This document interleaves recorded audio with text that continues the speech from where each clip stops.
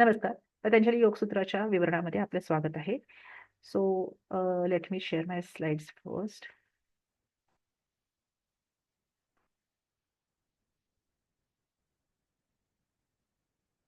आपण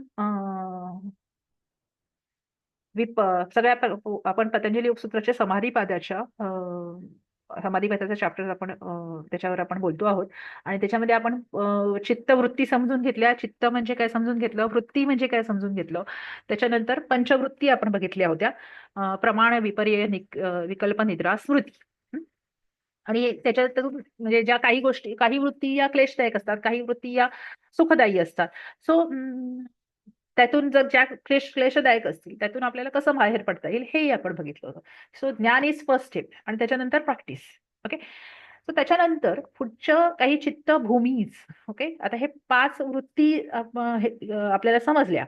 आता या 5 वृत्ती 5 प्रकारच्या भूमी भूमी म्हणजे स्टेजेस किंवा एक फाउंडेशन हे साधारणतः माहिती की चित्त ह्या 5 वृत्तींमध्ये फिरत असतं किंवा त्याच्यामध्ये स्वतःला मॅनिफेस्ट करत असतं. सो चित्तभूमीज काही पतंजलींनी सांगितलेल्या आहेत. सो 5 प्रकारच्या चित्तभूमीज आहेत: मूढ, क्षिप्त, विक्षिप्त, एकाग्र, निरुद्ध. ओके. आता साधारणतः आपण निद्रा ही एक वृत्ती बघितली. जेव्हा जेव्हा आपण निद्रा वृत्तीमध्ये असतो, झोपलेले बेडवर सुद्धा आणि बेंचवर सुद्धा कुठेही असलो तरी सुद्धा जेव्हा आपण निद्रा अवस्थेमध्ये किंवा निद्रा या वृत्तीमध्ये मनुष्याची चेतना असते त्यावेळेला त्याची अवस्था किंवा ह्याला त्यांनी मूढ अवस्था असं म्हटलेलं आहे. कारण तमस डॉमिनेंट असतं. साधारणतः सत्व, रजस, तमस सगळ्यांना माहिती असते. तमस डॉमिनन्स असतो ह्याच्यामध्ये. आणि या वेळेला जर तुम्ही थोडंसं मॉडर्न न्यूरोलॉजी वगैरे माहिती असेल तर त्यावेळेला आपला ब्रेन हे एक इलेक्ट्रिक सर्किट आहे. ओके. आपल्या ब्रेनमध्ये ईईजी, इलेक्ट्रो एन्सेफिलोग्राफी, जसा ईसीजी असतो तसा एक ईईजी ब्रेनमध्ये काढला जातो. बऱ्याच लोकांना, ज्या लोकांना फिट्स येतात किंवा दुसरे काही हायड्रोसेफॅलस वगैरे काही ब्रेनचे डिसीज असतात तर त्यावेळेला ईईजी काढला जातो. ओके. इलेक्ट्रो एन्सेफिलोग्राफ. तर असे बरेचसे न्यूरॉन्स म्हणजे याच्या टेस्टिंग्स आहेत. तर ईईजी इज व्हेरी कॉमन, जे सामान्य माणसाला माहिती असतं. जसा ईसीजी असतो तसा ईईजी असतो. तर त्याच्यामध्ये बऱ्याचशा वेव्ज मनुष्याचं हे एक जसं आपल्याकडे म्हणजे आपल्या आजूबाजूला सोसायटीजमध्ये ट्रान्सफॉर्मर्स असतात तसं हे एक ट्रान्सफॉर्मर आहे आणि त्यातून काही वेव्स सिक्रीट होत असतात. सो जेव्हा, आता हे खूप मोठं सायन्स आहे. सो ज्यावेळेला डेल्टा वेव्स सिक्रीट होत असतात त्याची साधारणतः फ्रिक्वेन्सी ही 0 to 4 हर्ट्स असते. ओके. आणि ती तमस की डॉमिनंट अवस्था असते, ज्याला मूढ अवस्था असं पतंजलींनी म्हटलेलं आहे. आणि या अवस्थेमध्ये असल्यानंतर काय होतं की मनुष्य प्रत्येक वेळेला हा चुकीच्याच गोष्टी परसिव्ह करतो किंवा बऱ्याच वेळा त्याला गोष्टी समजूनच येत नाहीत. अशा वेळेला बरीच लोक या अवस्थेमधून जात असतात की एकतर त्यांना समोरचा मनुष्य बोलतो आहे, आपल्याला समजत नाही आहे की समोरचा मनुष्य काय बोलतो आहे. ओके. ह्याला कारणं बरीच असू शकतात की काही फिजिकल प्रॉब्लेम्स असतात, काही सायकोलॉजिकल प्रॉब्लेम्स असतात, काही तो ज्या परिस्थितीतून जात असतो त्या परिस्थितीत ती परिस्थिती पण कारणीभूत असते. समजा घरामध्ये काही वाईट गोष्ट घडली असेल आणि बऱ्याच वेळेला जर फार अतीव दुःख झालं असेल तरी सुद्धा आपल्याला गोष्टी, समोरचा मनुष्य काय म्हणतो ते समजत नाही. ओके. सो लर्निंग प्रॉब्लेम्स येऊ शकतात. लर्निंग म्हणजे फक्त अकॅडमिक लर्निंग असं नाही. कुठली पण गोष्ट समजायला प्रॉब्लेम येऊ शकतो किंवा मला समजत नाहीये, I can't perceive it. Okay. Inability to think. आणि जरी समजली तरी सुद्धा मला योग्य विचार करता येत नाहीये. सारासार माझा विचार बुद्धी, आपण बऱ्याच वेळेला मराठीत म्हणतो की सारासार विचार माझा कुंठला आहे किंवा माझा खंडित झालेला आहे, कुंठित झालेला आहे. आता मला समजतच नाहीये मी काय करू म्हणून. असं आपण या फेजेसमध्ये असतो, अनेक वेळा असतो, सगळी माणसं असतात. फक्त फरक एवढा असतो की काही माणसं एक अर्धा तासासाठी त्या फेजमध्ये असतात, काही लोक 4 तासासाठी असतात, काही लोक 2 दिवसासाठी असतात, काही लोक महिन्याभरासाठी असतात. Okay. So that depends on person to person. पण प्रत्येक मनुष्य या स्टेजेस मधनं जात असतो, जेव्हा त्याला आपण निद्रा वृत्ती असं म्हणू शकतो की त्याच्यामध्ये त्या म्हणजे चेतना अवस्था ही खूप कॉन्सन्ट्रेट झालेली असते आणि आपल्याला लर्न करायला की आपल्याला समजायला प्रॉब्लेम्स येऊ शकतात. आणि जरी समजलं तरी त्याच्यावर आपण काय करायचं पुढे, आपली जी सरासर विवेक बुद्धी जी असते तिला रेस्ट्रिक्शन्स येतात. त्यावेळेला आपल्या ब्रेनमधून शक्यतो 0 to 4 हर्ट्स मध्ये डेल्टा वेव्स सिक्रीट होत असतात. त्याच्यानंतर पुढची स्टेज आहे ती म्हणजे क्षिप्त क्षिप्त अवस्था. आता ह्याच्यामध्ये रजस ऍक्टिव्हेटेड असतो, म्हणजे काही वेळानंतर आपण ह्या मूढ अवस्थेमधून क्षिप्त अवस्थेमध्ये जातो. काही वेळानंतर म्हणजे तो वेळ प्रत्येकासाठी वेगळा असू शकतो. क्षिप्त अवस्थेमध्ये जातो. तिथे काय होतं, की थोडं थोडं थोडं हालचाली सुरू होतात, ऍक्टिव्हिटीज सुरू होतात, काही काही गोष्टी समजायला लागतात किंवा काही काही गोष्टींचा आपण योग्य विचार करू शकतो त्या गोष्टीवर. रजस ऍक्टिव्हेट होतो किंवा रजस गुण डॉमिनेट व्हायला सुरुवात होते. त्यावेळेला थिटा वेव्ह सिक्रेट होतात. 4 to 8 हर्ट्स मध्ये त्यांची फ्रिक्वेन्सी आहे. आणि मग त्यावेळेला हळूहळू हळू हा रजस वाढत जातो. मग त्यावेळेला आपण ज्या स्पीडनी गोष्टी करणं अपेक्षित आहे त्यावेळेला कधी कधी जास्त केली जातात, कधी कधी कमी केली जातात. इम्पल्सिव्ह डिसिजन्स घेतले जातात, एन्झायटी होऊ शकते, स्ट्रेस होऊ शकतो, हायपर ऍक्टिव्हिटी होऊ शकते. एडीएचडी म्हणून तुम्ही ऐकलं असेल. लहान मुलांमध्ये बऱ्याच वेळेला असतं. किंवा त्याच्यावर बरेचसे ट्रीटमेंट्स आहेत आता अवेलेबल. तर बऱ्याच वेळेला हे क्षिप्त अवस्थेमध्ये असतात अशी ही मुलं. आपल्या बाबतीत पण होतात. वी फील अँशियस, वी फील इम्पल्स. ओके. पटकन आपण डिसिजन घेऊन मोकळा होतो. मला वाटलं त्यावेळेला मी पटकन भावनेच्या भरामध्ये निर्णय घेऊन मोकळी झाले आणि वागून पण मोकळी झाली त्या पद्धतीने. ओके. सो असं होतं. So this is very common.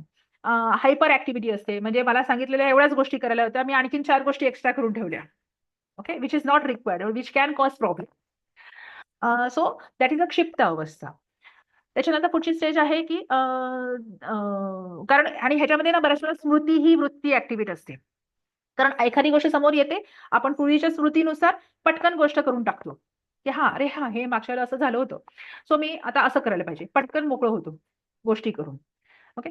So बऱ्याच वेळा स्मृतीवर ही वृत्ती तिथे चालत असते, जे यूज मध्ये येत असते. त्याच्यानंतर तिसरी स्टेज आहे ते म्हणजे विक्षिप्त.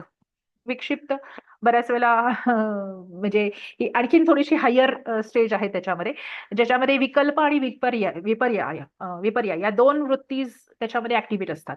की ह्याच्यामध्ये रजस जो गुण आहे तो खूप हाय स्टेजमध्ये येतो. ओके. अल्फा वेव्ह सिक्रेट होतात. 8 to 12 हर्ट्स मध्ये त्यांची फ्रिक्वेन्सी असते.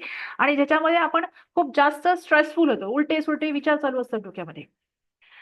किंवा म्हणजे रात्री झोप न लागणे, स्ट्रेस एक्सपिरियन्स करणे, हे खूप लोकांना बऱ्याच वेळेला लोकांनी एक्सपिरियन्स केलेलं असतं, की मला झोपच येत नाहीये रात्री. काय करू? खूप टेन्शन येणं.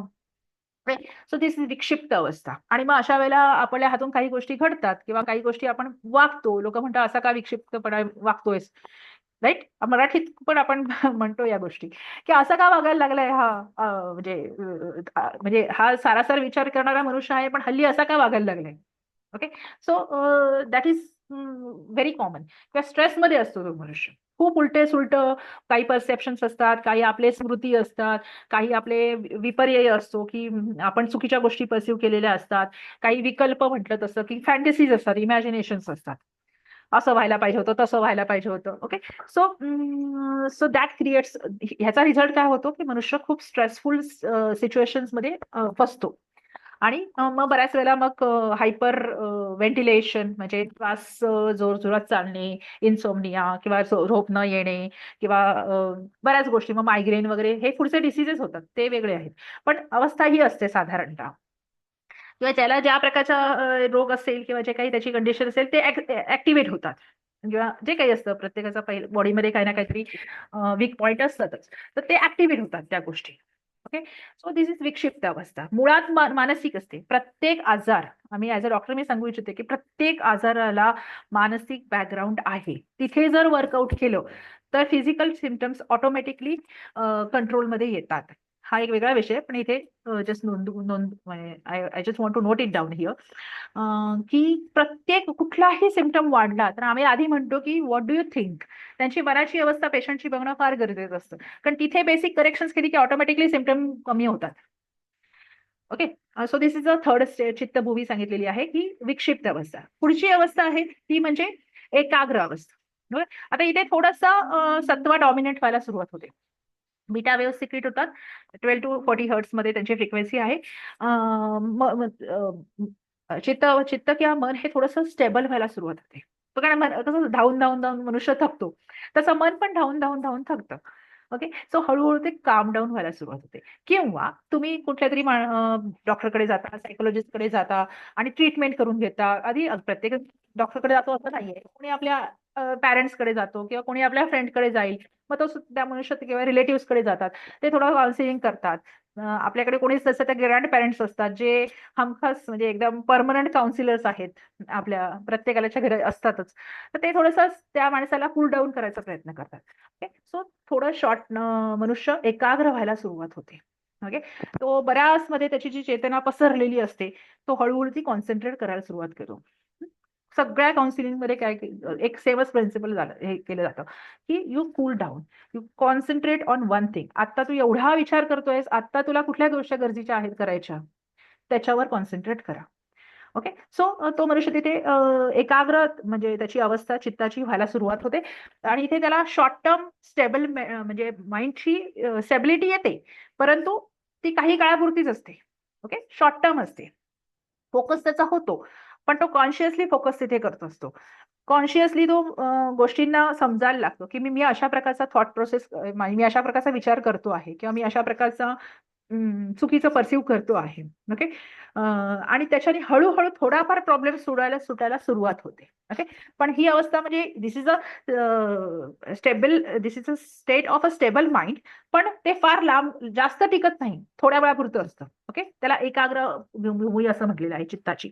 आणि त्याच्या पुढे आणखीन एक अवस्था असते की ज्याच्यामध्ये हळूहळू एकाग्र व्हायला सुरुवात झाल्यानंतर निरुद्ध. निरुद्ध म्हणजे ते म्हणजे फुल सत्वा डॉमिनन्स असतो, गॅमा वेव्ह सिक्रेट होत असतात. 40 to 100 हर्ट्स मध्ये त्याची फ्रिक्वेन्सी आहे. आणि जिथे त्याच्या पूर्ण त्या म्हणजे आपण जे भरकटत जात असतो त्याच्यावर पूर्ण कंट्रोल येतो. जे काही आपल्या मनामध्ये चाललेलं असतं त्याच्यावर आपल्या म्हणजे त्या माणसाचा पूर्ण कंट्रोल येतो. He start binding his senses and he start behaving as per his cognition. Cognition म्हणजे बुद्धी, म्हणजे मनाप्रमाणे वाहत न जाता, सेन्सेस प्रमाणे वाहत न जाता, तो मनुष्य सरासर विवेक बुद्धीचा विचार म्हणजे वापरून किंवा त्याचा यूज करून तो गोष्टी करत राहतो. ओके, ज्याला निरुद्ध अवस्था असं म्हटलेलं आहे की ऍक्च्युली मला आता इथे काय करणं गरजेचं आहे, ते त्याच्या हातून नीट विचार करून, जसे त्याची जी मेंटल प्रोसेस असेल, त्याचे जसे संस्कार असतील, त्या पद्धतीने तो कर्म करतो. तर अशा 5 ह्याच्यामध्ये चित्तभूमी सांगितलेले आहेत. मूढ म्हणजे जी कंप्लीट ब्लँकनेस असते, तिथे काहीच म्हणजे तिथे आपण काहीच शिकू शकत नाही, काही समजू शकत नाही. दुसरी आहे ती क्षिप्त, जिथे रजस ऍक्टिव्हिटी होतो, हायपर ऍक्टिव्हिटी किंवा इम्पल्सिव्हिटी सुरू होते. विक्षिप्त, जिथे स्ट्रेसफुल स्टेज असते. त्याच्यानंतर जर आपण स्वतःहूनच, काही लोक शांत होतात, काही लोक दुसऱ्यांच्या मदतीने शांत होतात. एकाग्र अवस्था येते. ओके, पण ती शॉर्ट टर्म साठी असते. आणि पुढची निरुद्ध अवस्था आहे, जी फुल स्टेबल कंट्रोल्ड माइंड किंवा चेतना अवस्था आपण त्याला म्हणू शकतो. अशा 4-5 प्रकारच्या. मग आता एकदा निरुद्ध अवस्था प्राप्त झाली की ती टिकणार आहे का? काही दिवस टिकते, काही महिने टिकते, पुन्हा आपल्याला त्या ह्याच्यामध्ये आपण जाऊ शकतो. सो सायकल, जसं आपण त्या राईड मध्ये गोल गोल गोल गोल फिरत राहतो, तसं हे चालू असतं मनाच्या बाबतीमध्ये किंवा चित्ताच्या बाबतीमध्ये. तर आता ह्याला चित्त वृत्ती निरोधापाय. आता ह्याच्या काही काय आहे? आता आपल्याला हे आधी ऍटलीस्ट आपल्याला हे समजलं की हे असं आपल्या बाबतीत होत असतं. Okay, so knowing the problem is it self a 50% treatment. Okay, issue काय आहे म्हणजे डायग्नोसिस जर परफेक्ट झालं तर 50% ट्रीटमेंट झाली असं समजायचं. तर आपण आतापर्यंत जे बघितलं त्या आपल्या कुठल्या वृत्तीमध्ये आपण आहोत, किंवा कुठल्या अवस्थेमध्ये आपण आहोत, हे जरी आपल्याला समजलं. जसं मी म्हटलं की अँगर मॅनेजमेंट, इमोशन मॅनेजमेंट मध्ये आपण म्हणतो की जेव्हा एखादी गोष्ट समोर घडते, तेव्हा मला राग आला आहे, हे जेव्हा काही माणसांना समजतच नाही की त्यांना राग आलेला आहे, ते गोष्टी करून मोकळ्या होतात. पण जेव्हा मला काही लोक त्याच्यावर ऑब्झर्व करतात, ऑफकोर्स त्यांना ट्रेन केलं जातं त्याच्यासाठी. काही लोकांना त्यांना हा आता मला राग येतो आहे, हे समजलं की राग कमी एक्सप्रेस होतो. तसं वृत्ती, आता मी या वृत्तीमध्ये आहे, या अवस्थेमध्ये आहे, असं समजलं की ऑटोमॅटिकली त्यांनी होणाऱ्या डिस्टर्बन्सेस कमी होतात. ओके, आणि त्यालाच त्यांनी म्हटले आहे की आता हे नॉलेज घेतल्यानंतर अभ्यास वैराग्याभ्याम तन्निरोध, म्हणजे त्याचा निरोध किंवा या चित्तवृत्तींचा कंट्रोल किंवा निरोध कशा पद्धतीने होणार आहे की अभ्यास. आता हे नॉलेज आपल्याला समजलेलं आहे, आपण या गोष्टी ऑब्झर्व करायच्या की माझ्या मनाची अवस्था काय आहे आता या घडीला, ज्याला साक्षी भाव असं. नंतर हळूहळू तो अशी प्रॅक्टिस केल्यानंतर साक्षी भावाकडे आपण जातो की हा माझ्या मनात आता हे चालू आहे. आणि मनाचे असंख्य कप्पे आपण पाडू शकतो, चेतनेचे पण असंख्य कप्पे असतात. कारण ज्याचा हा प्रश्न येतो की माझ्याच मनात चालू आहे तर मीच कसं ऑब्झर्व करणार, पण ते होऊ शकतं आपल्या बाबतीमध्ये. जसं आता उदाहरण तर मी तुला सांगू इच्छिते की आता समजा आईचं उदाहरण घ्या, कुठलीही फिमेल असेल, ऍट ए टाइम तिची मुलं काय करतायत, जेवण काय करायचं आहे, उद्याला कुठला प्रोग्राम आहे, काय असंख्य ठिकाणचा विचार ती एके वेळेला करू शकते, किंवा ती प्रेझेंट राहू शकते. मल्टीटास्किंग आहे, ते तिला जसं जमतं. पुरुषांना पण जमतं, नाही अशातला भाग नाही. परंतु आपण आपल्या मनाचे कप्पे किंवा कॉन्शियसनेसचे कप्पे पाडू शकतो. सो माझ्या बाबतीत आता काय घडतं आहे हे आपण ऑब्झर्व करू शकतो. सो अभ्यास अभ्यास ही पहिलं सोल्युशन आहे, की रिपीटेड एफर्ट्स, की बाबा आता माझ्या डोक्यामध्ये मी या वृत्तीमध्ये आहे आणि मी आता आयडेंटिफाय केलेलं आहे आणि मी तिला जास्त तिला कंट्रोल करायचा मी प्रयत्न करतो आहे आणि त्या पद्धतीने मी बिहेव होणार नाही, मी रिॲक्ट होणार नाही, किंवा होईल तर कमी प्रमाणात होईल. Okay. So repeated efforts of calming this वृत्तीज, that is called as a अभ्यास. रिमेंबर, आता ह्याच्यामध्ये खूप पद्धती असतात. आता कोणाला जर म्हणजे काय म्हणू आपण त्याला, वेगवेगळ्या पद्धती असतात त्या प्रत्यक्ष काउन्सिलिंग मध्ये लोकांना वेगळ्या पर्सनॅलिटीनुसार सांगण्यात येतात. So this is a repeated, इथे जनरली नाही बोलू शकत या गोष्टीवर, म्हणजे इथे लेक्चरमध्ये रिपीटेड एफर्ट्स ऑफ कामिंग, की बाबा एक कुठली गोष्ट केल्याने तुला ते दुःख कमी होणार आहे, त्या वृत्तीपासून निर्माण होणार, ती प्रत्येकाची वैयक्तिक गोष्ट असते. So repeated efforts of calming is a अभ्यास or is a practice. Remembering own from form of happiness. म्हणजे आता मला एखादी वृत्ती झाली आणि ती माझ्यासाठी क्लेशदायक आहे, तर जी मी कधी हॅपी होतो, कधी त्यावेळेला कुठली गोष्ट, आता मला दुःख वाटतं आहे, पण एका पॉइंटला किंवा एका काल परवा किंवा मागच्या महिन्यात मागच्या वर्षी मी तर आनंदी होतो, मग ती गोष्ट आठवणे. ओके, अशा बऱ्याचशा प्रॅक्टिसेस त्यांच्याबरोबर सीबीटी बीटी वगैरे अशा घेतल्या जातात पेशंट बरोबर.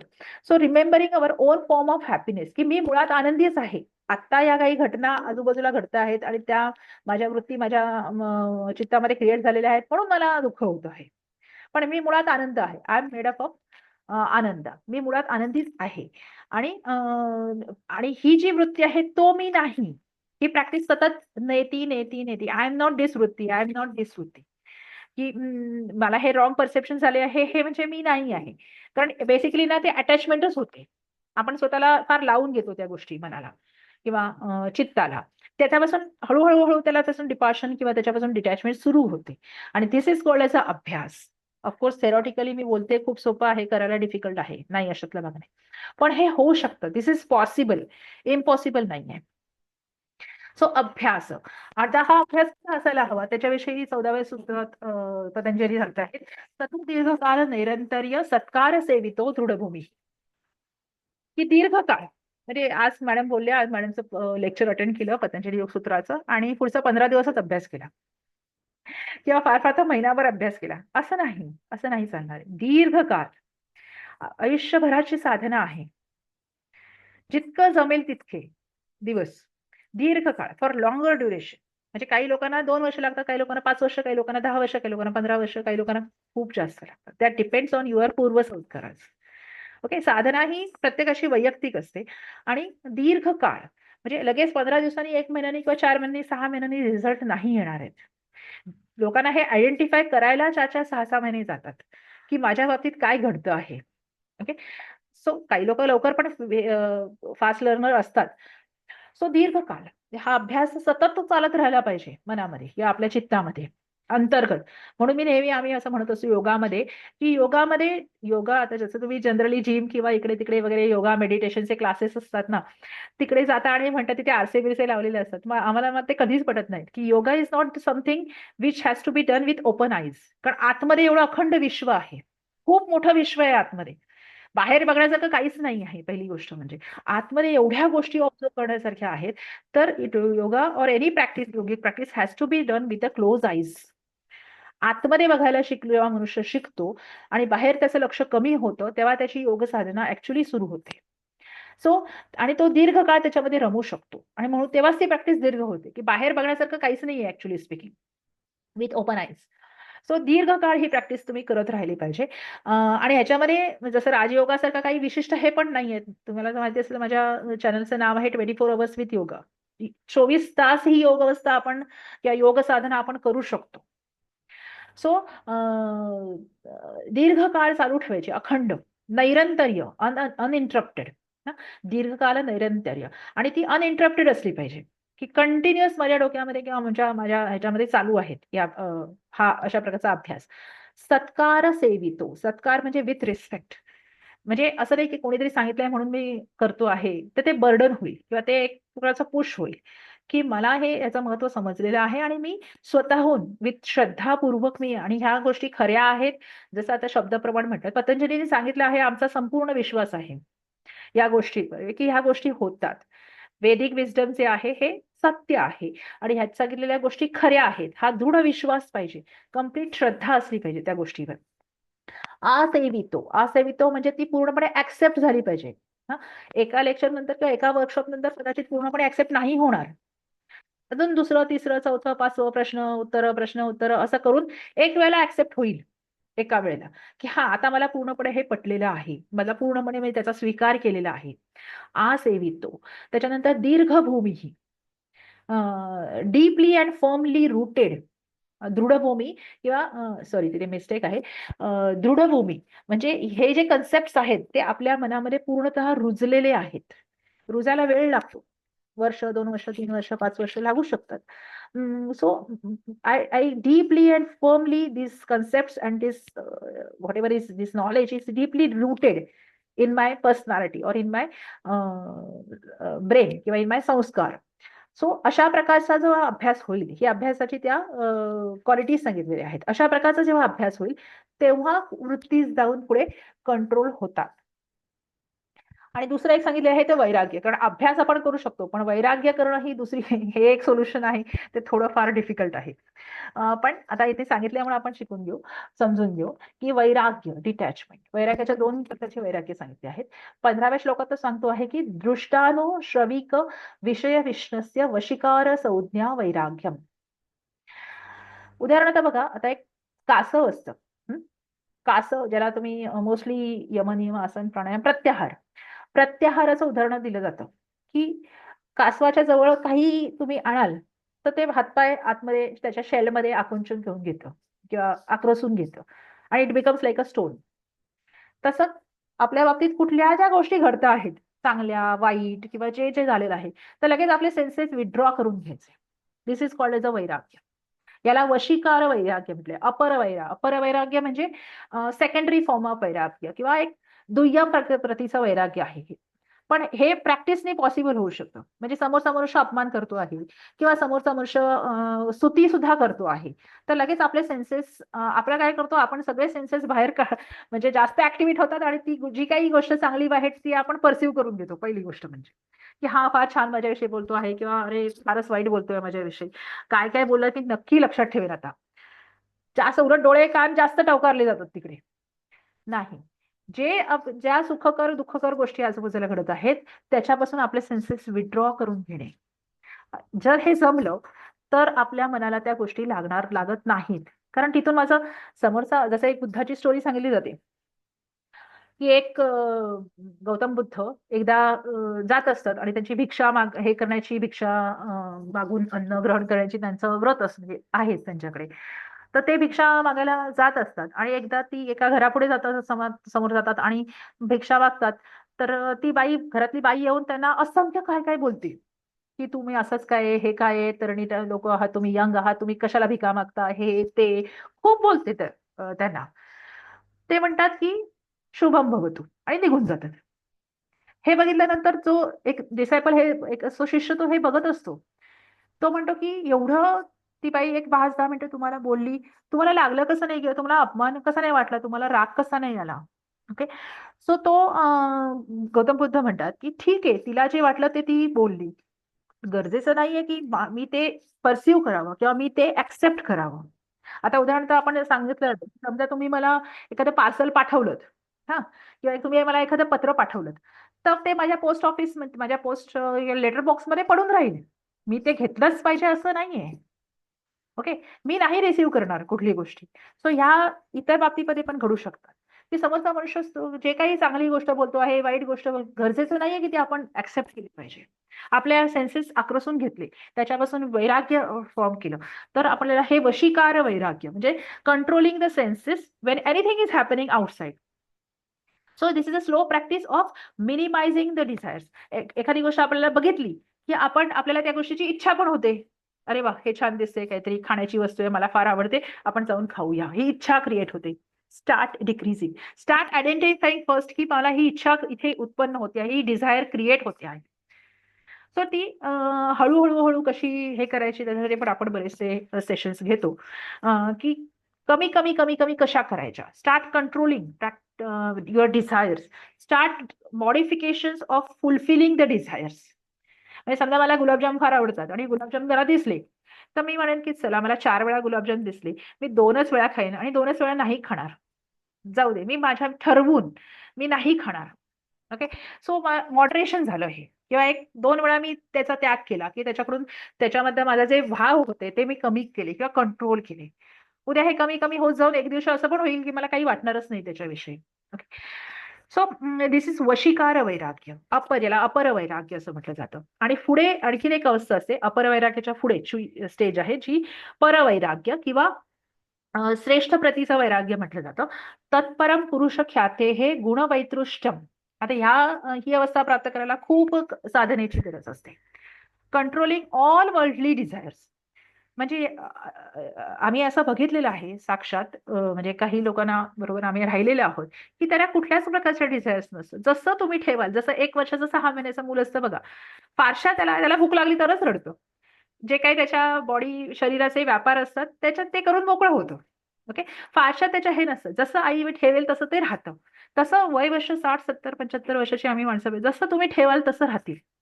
किंवा जसे आपले जे कोणी आजूबाजूचे रिलेटिव्ह किंवा हे आहे, बालभाव हळूहळू क्रिएट होतो. ही अवस्था प्राप्त करता येऊ शकते, की त्या सगळ्याच गोष्टीपासून त्यांना वैराग्यता किंवा त्यांनी प्राप्त केलेली आहे, प्रॅक्टिसने केलेली आहे. ओके. एक उदाहरण सांगते मी. डॉक्टर HR नागेंद्र, जे is chancellor of the SVYASA university. आम्ही एकदा दिल्लीला जात होतो. म्हणजे अनुभव, मी माझ्या आयुष्यातला खरा अनुभव सांगते, की घडलेला. आम्हाला जायचं होतं. आम्ही तिकीट्स बुक केले होते, पण त्याच्यामध्ये काहीतरी इश्यू झाला होता.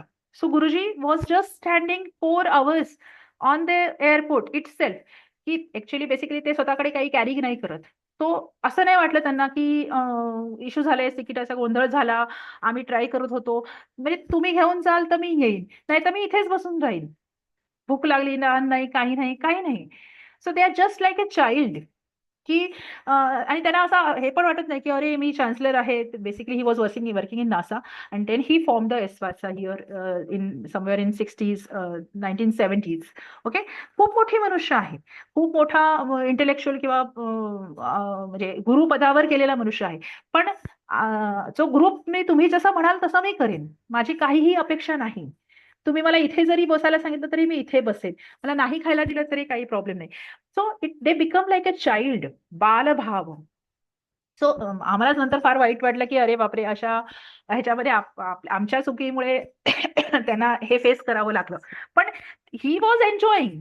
त्यांना काहीच प्रॉब्लेम नव्हता, की अरे तुम्ही कशी अरेंजमेंट नाही केली किंवा तुमच्याकडून प्रॉपर मॅनेजमेंट कशी नाही झाली किंवा अशा प्रकारचे इगो किंवा काहीच नव्हतं त्यांच्या ह्याच्यात, की ही वॉज एन्जॉयिंग. ते म्हणाले, की "हां, ठीक आहे, तुम्ही करा तुमच्या पद्धतीने जे काही चाललंय ते. मी आजूबाजूला ज्या गोष्टी आहेत त्याच्यात मी हॅपी आहे. मला कुठल्याच गोष्टीची डिझायर्स किंवा कुठल्याच गोष्टीचा काही राग, द्वेष काहीच नाहीये. काही गोष्टी हव्यात, नकोयत. जनरली त्यांना काहीही म्हणजे ॲक्चुअली त्यांचा एक लाईफ म्हणजे हे आहे. त्यामुळे एक पॅटर्न आहे. ते दिलं तरच खातात. अ, काही गोष्टी म्हणजे असं त्यांचं काही कुठल्या गोष्टी कधी मागतच नाहीत, पहिली गोष्ट म्हणजे. He is a very enlightened person. He is a person. So हे ना बालभाव हा क्रिएट होतो. ह्याच्यात हे परवैराग्य आहे, की मला कुठल्याच गोष्टीची आवश्यकता नाही आहे. अशा काही लोकांबरोबर राहायचा आम्हाला योग म्हणजे माझ्या सुदैवाने माझ्या बाबतीत आहेत अनुभव. So this is paravairagya. म्हणजे मला माझी कुठलीच इच्छा नाही. This is highest form of the vairagya. हां, पुढे का नाही जाते? जस्ट